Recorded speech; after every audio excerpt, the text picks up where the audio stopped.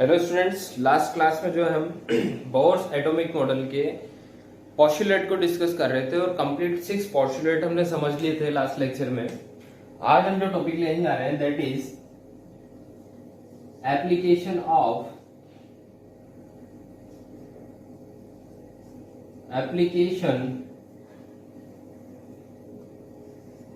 Application of Bohr's atomic model.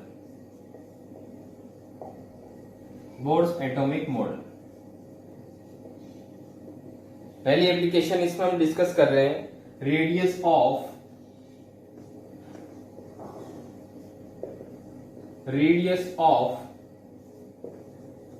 Various orbits.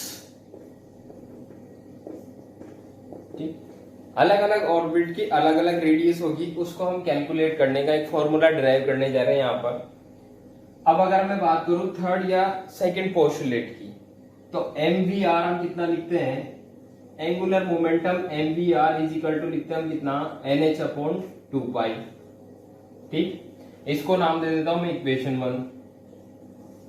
ठीक है, और mv square centripetal force mv square upon r is equal to लिखता हूं मैं कितना, kze square upon r square. इसको नाम दे देता हूं इक्वेशन 2। ठीक, सेकेंड और थर्ड पोस्टुलेट से हम ये लिख रहे हैं। क्लियर। अब देखिए, यहां से अगर मैं v की वैल्यू निकालू तो v इज इक्वल टू हो जाएगा यहां से nh अपॉन 2 पाई mr। ठीक, इधर आ जाए। यहां से अगर v स्क्वायर की वैल्यू निकालू तो ये हो जाएगा kze स्क्वायर अपॉन mr। ठीक है, इसको नाम दे देता हूं मैं इक्वेशन 3 और इसको नाम दे देता हूं इक्वेशन 4। ठीक, v की वैल्यू उठाकर कहां रख दूं, यहां पर रख दूं। ठीक, तो substituting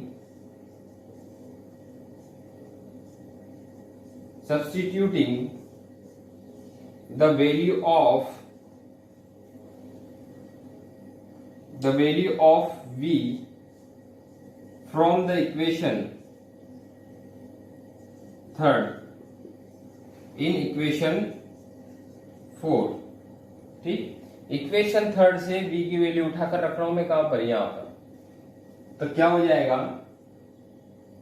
n up into h 2 pi mr का स्क्वायर इक्वल टू, इधर कितना है मेरे पास में, kze square upon mr whole square करूं इसका तो ये हो जाएगा कितना, n square h square upon 4 pi square m square r square, और राइट हैंड साइड में क्या है मेरे पास में, kze स्क्वायर अपॉन mr। ठीक, आगे सोल्व करते हैं इसको। मुझे क्या चाहिए, यहां से वैल्यू चाहिए r की। क्या कैलकुलेट कर रहे हैं, रेडियस ऑफ वेरियस ऑर्बिटल। तो r की वैल्यू यहां से मैं कैलकुलेट करके निकालूंगा, तो क्रॉस मल्टीप्लिकेशन करूंगा तो ये हो जाएगा n square h square mr equal to 4 pi square m square r square kze square. मुझे r की वैल्यू चाहिए यहां से, तो इसको अगर मैं ऐसे लिखूं, 4 pi square m square r square kze square equal to n square h square mr। ठीक है, एक m से कैंसिल आउट, एक r से एक r कैंसिल आउट, लास्ट में बचेगा क्या है यहाँ पर, 4 pi square mr kze square, और इधर क्या बचेगा मेरे पास में, n square h square. r की वैल्यू मुझे चाहिए तो r इक्वल टू कितना कर दूं यहां पर, n square h square upon 4 pi square m k ze square. r की वैल्यू आ गई मेरे पास, इतना नोट किया।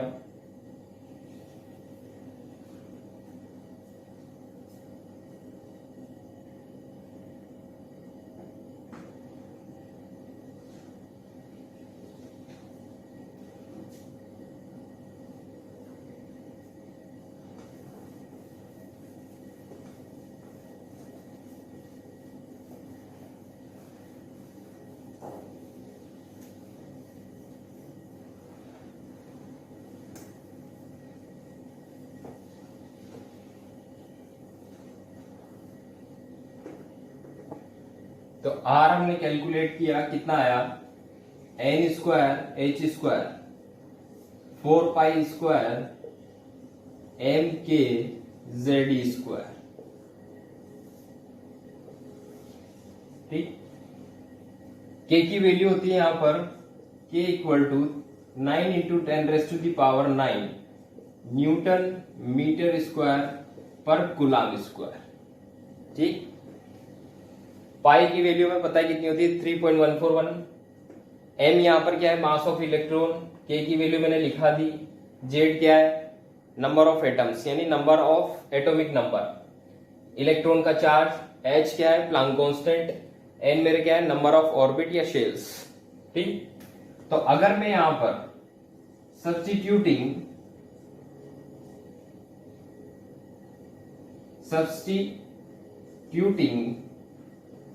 the value of pi m k h और E, पाई की वैल्यू इलेक्ट्रॉन का मास, के की वैल्यू प्लांक कांस्टेंट, इलेक्ट्रॉन पर चार्ज, ये सभी वैल्यू अगर मैं यहां पर रख दूं तो आर मुझे कितना मिलने वाला है, आर इक्वल टू 0.529। ऊपर मेरे पास में क्या बचेगा, एन स्क्वायर, और नीचे मेरे पास में क्या बचने वाला है, जेड। ये आएगा आपके पास जूल पर एटम।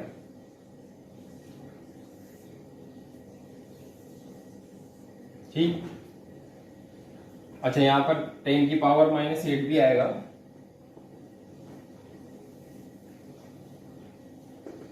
तो R इज इक्वल टू मेरे पास में आएगा 0.529 इंटू 10⁻⁻8,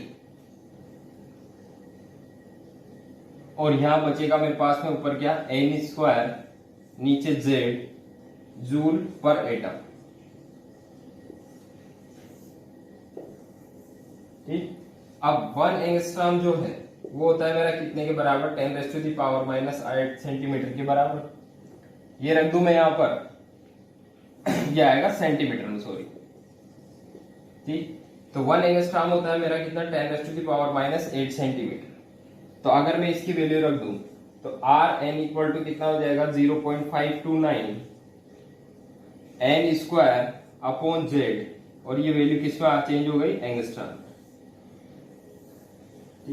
एन क्यों लगा रहा हूं, क्या अगर मान लीजिए आपको बोला जाए एन इक्वल टू 1 के लिए मुझे रेडियस बताइए, यानी ग्राउंड स्टेट, यानी कि इलेक्ट्रॉन ग्राउंड स्टेट, जिस ग्राउंड स्टेट में रिवॉल्व कर रहा है उसकी मुझे अगर रेडियस निकालनी है तो एन इक्वल टू 1 लिखूंगा।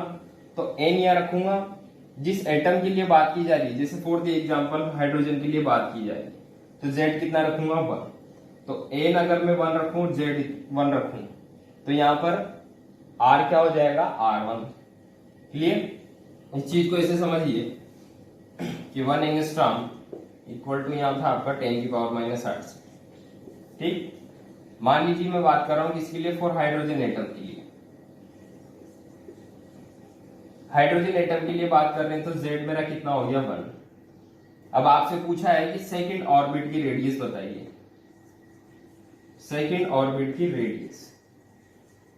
तो सेकंड ऑर्बिट की रेडियस बताना है तो इसका मतलब एन मेरे पास में कितना हो गया, 2। एन की वैल्यू 2, जेड की वैल्यू यहां पर अगर मैं 1 रखूं तो आर एन की जगह क्या रखूंगा, 2। 0.529 एन की वैल्यू कितनी है मेरे पास, 2, तो ये हो गया 4, जेड की वैल्यू 1। इस तरह से हम रेडियस कैलकुलेट कर सकते हैं डिफरेंट डिफरेंट ऑर्बिट्स या सर्कुलर पाथ के लिए। इतना नोट कीजिए।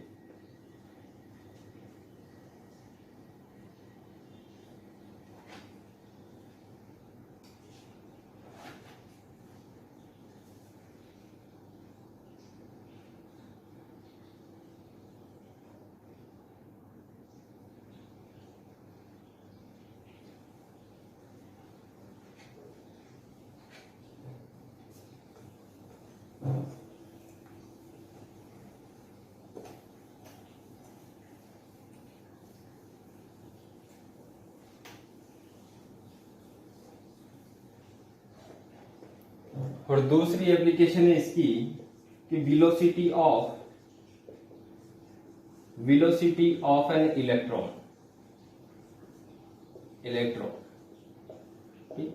अब वेलोसिटी का फॉर्मूला किस तरह निकालेंगे कि अगर मैं बात करूं एंगुलर मोमेंटम की, तो M V R is equal to हम लिखते हैं कितना, एन एच अपॉन 2 पाई के बराबर, ठीक। और M V R is equal to लिखते हैं हम कितना, एन एच अपॉन 2 पाई के बराबर। यहां से अगर मैं वैल्यू निकालू वी की, तो ये कितना हो जाएगा, एन एच अपॉन 2 पाई, और एम आर कहां चला जाएगा, नीचे। सब्स्टिट्यूटिंग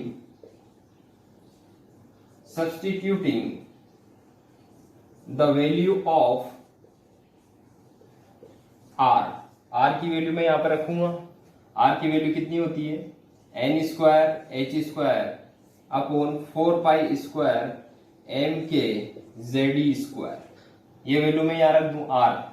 तो V is equal to N H upon 2 pi M, R की वैल्यू रखूंगा तो 4 pi square M K Z E square, और नीचे कितना आ जाएगा, एन स्क्वायर एच स्क्वायर, ठीक।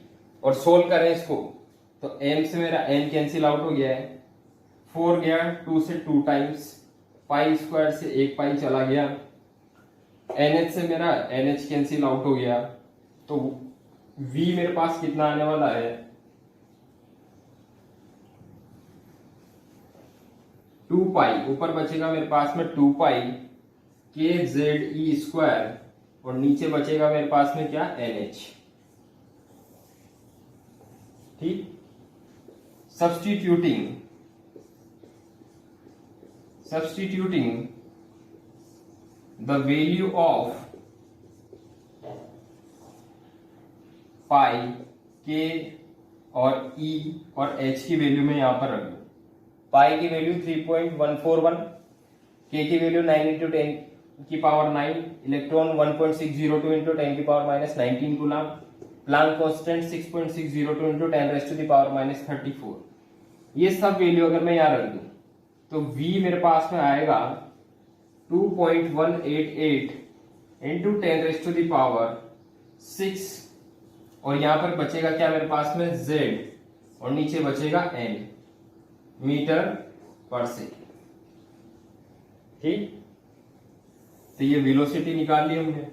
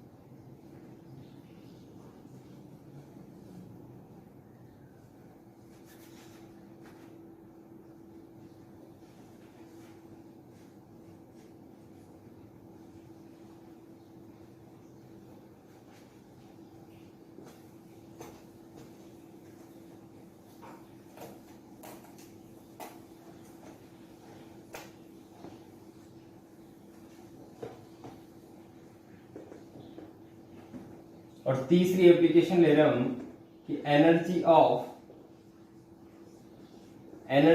An electron,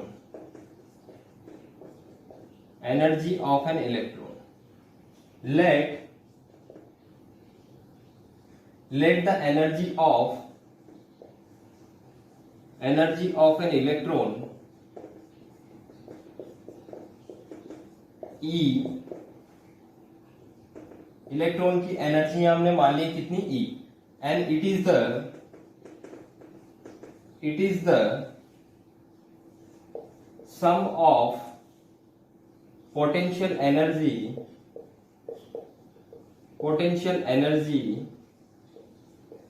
and kinetic energy,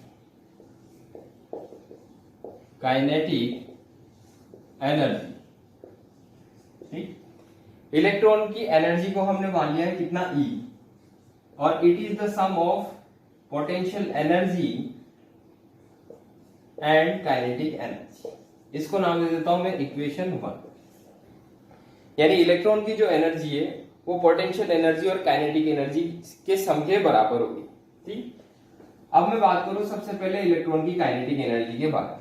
the energy of, या मैं लिखूं कि the potential energy of an electron. ठीक, तो इलेक्ट्रॉन की जो पोटेंशियल एनर्जी होती है वो लिखते हैं हम कितनी, -kZe² अपॉन r के बराबर। और जबकि the kinetic energy of an electron, ये लिखते हैं हम कितना, ½ mv² के बराबर। दोनों का लिख दूं यहां पर, तो एनर्जी E इक्वल टू कितना हो जाएगा, ½ mv² kinetic energy minus kZe² upon r। ठीक, इसको नाम दे देता हूं मैं इक्वेशन 2। ठीक है, अब mv² upon r is equal to होता है मेरे पास kZe² अपॉन r²। यहां से mv² की वैल्यू निकालूं तो ये कितना हो जाएगा, kZe² अपॉन r के बराबर। mv² की वैल्यू कहां रख दूं मैं, यहां पर, फ्रॉम द इक्वेशन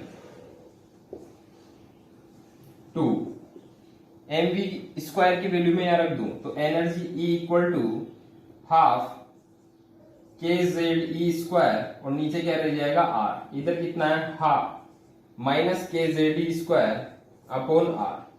दोनों को सब्ट्रैक्ट करो तो देखो kZe² अपॉन r, ये कितना है मेरे पास, ½ 1/2। इधर kZe² अपॉन r, ये पूरा कंप्लीट 1 है, तो एक में से आधा गया तो एनर्जी E कितना लिखूंगा मैं, -kZe² अपॉन 2r के बराबर। ठीक, r की वैल्यू रख दूं मैं यहां पर, substituting the value of r की वैल्यू रख रहा हूं मैं यहां पर। ठीक, यहां तक नोट करो, मैं इसको मिटाने वाला हूं।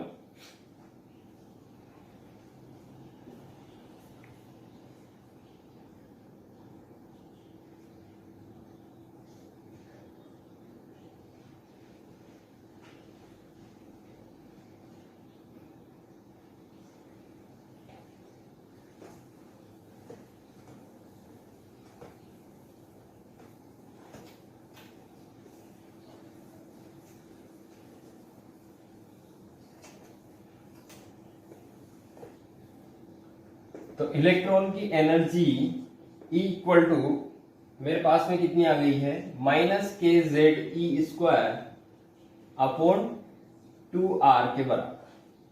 ठीक, मैं क्या कर रहा हूं, r की वैल्यू रख दूं कितनी, सब्स्टिट्यूटिंग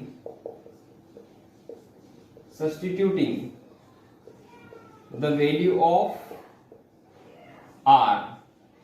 r की वैल्यू मुझे पता है कितनी होती है, -kZe², इधर है मेरे पास में 2 इंटू r की वैल्यू रखूंगा तो r की वैल्यू होती है कितनी, 4π² n² upon 4π² mkZe²।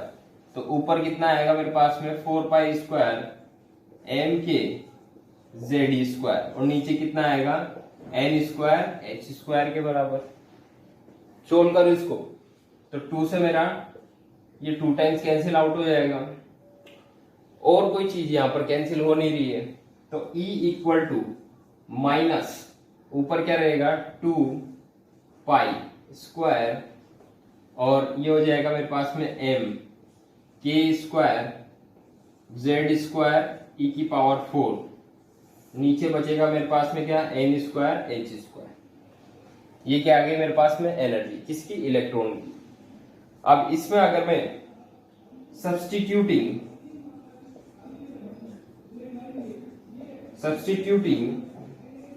The values of पाई की m, k, e और h, इनकी वैल्यू अगर मैं यहां रख दूं तो एनर्जी मेरे पास में आएगी -21.69 इंटू 10⁻⁻⁹ ऊपर बचेगा मेरे पास में z स्क्वायर, नीचे बचेगा n स्क्वायर जूल पर एटम। ठीक, तो ये एनर्जी की वैल्यू याद रखना इलेक्ट्रॉन्स के लिए। अब देखिए कि 1 इलेक्ट्रॉन वोल्ट जो है वो मेरा 1.602 इंटू 10⁻⁻19 कूलाम के बराबर, ठीक, या जूल के बराबर। 1 इलेक्ट्रॉन वोल्ट होता है मेरा 1.602 इंटू 10⁻⁻19 के बराबर। तो अगर मैं इसको कन्वर्ट करूं किस में, इलेक्ट्रॉन वोल्ट में, तो ये आएगा energy is equal to 13.6 into z square upon n square electron volt पर एटम। मैंने क्या कर दिया, 21.69 इंटू 10⁻⁻19 इसको डिवाइड कर दिया मैंने किससे, 1.6 इंटू 10⁻⁻19 से। तो ये कन्वर्ट हो गया किसमें, इलेक्ट्रॉन वोल्ट्स पर एटम में। तो एनर्जी ई एन मेरे पास में कितना आ गया, -13.6 Z square N square electron volt पर एटम। ठीक, एन क्यों लगा दिया मैंने फॉर्मूले में, मान लीजिए आपको बोला जाए N equal to 4 hydrogen atom, N equal to 2 के लिए मुझे एनर्जी कैलकुलेट करनी है। तो एन रखूंगा मैं कितना, 2 यहां पर, और हाइड्रोजन के लिए बात हो रही है तो जेड कितना रखूंगा मैं, 1। ठीक, तो E1 इक्वल टू कितना लिखूंगा फिर मैं, -13.6, जेड की वैल्यू 1 तो 1 का स्क्वायर, एन की वैल्यू 2 का स्क्वायर इलेक्ट्रॉन वोल्ट पर एटम। तो फर्स्ट और सेकंड ऑर्बिट के लिए मैंने क्या निकाली, एनर्जी E1। इस तरह से इस फॉर्मूले का यूज में लेना है।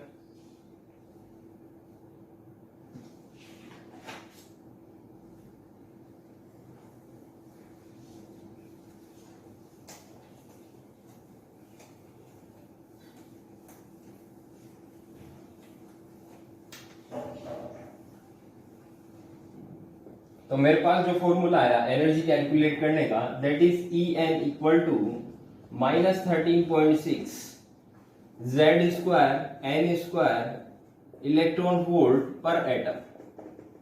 ठीक, where negative sign of energy indicate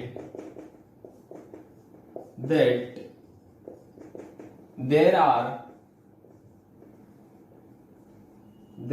attraction between negatively charged electron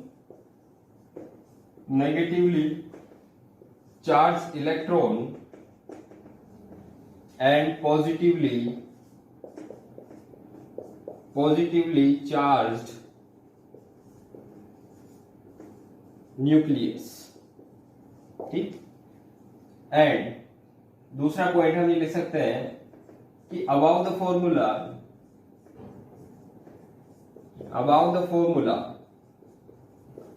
is applicable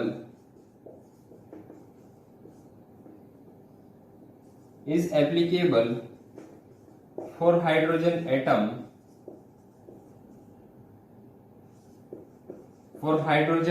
atom or hydrogen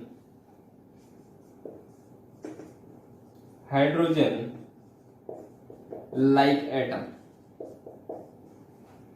means single electron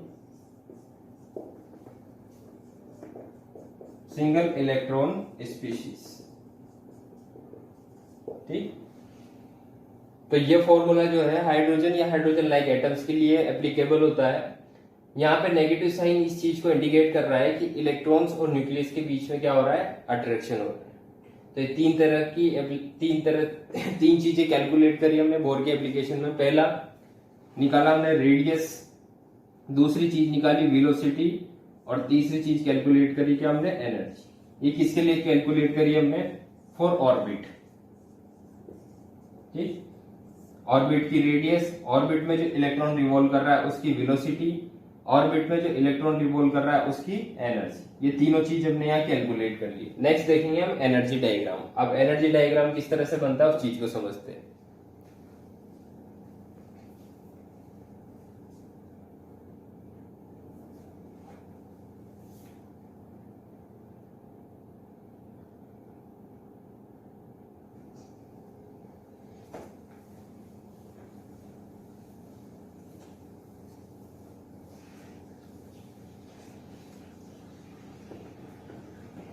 देखिए, अगर इलेक्ट्रॉन जिस ऑर्बिट में या जिस सर्कुलर पाथ में रिवॉल्व कर रहा है उसकी एनर्जी की अगर मैं बात करूं तो हमने एनर्जी निकाली है E N equal to -21.69 into 10⁻⁻19 Z square N square joule पर एटम।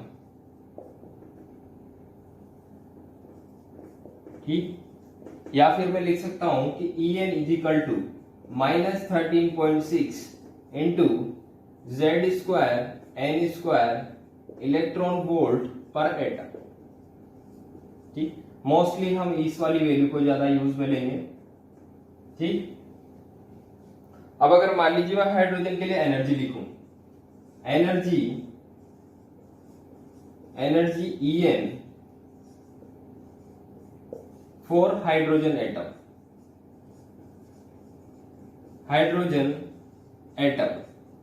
तो हाइड्रोजन एटम के लिए यदि हम एनर्जी की वैल्यू लिखें तो हाइड्रोजन एटम की बात हो रही है तो इसका मतलब Z मेरा कितना हो गया 1। ठीक, तो हाइड्रोजन के लिए अगर एनर्जी का फॉर्मूला लिखूं तो E N is equal to कितना हो जाएगा -13.6, Z की वैल्यू 1 रख दी तो नीचे कितना आ गया एन स्क्वायर इलेक्ट्रॉन वोल्ट पर एटम। क्लियर। जबकि energy for any other atom के लिए बात करो, energy E N for any other atom, any other atoms का क्या मतलब है, hydrogen like atom, hydrogen like atom. तो उनके लिए फिर मैं एनर्जी का फॉर्मूला क्या लिखूंगा, E N is equal to -13.6 N Z square electron volt पर एटम। ठीक,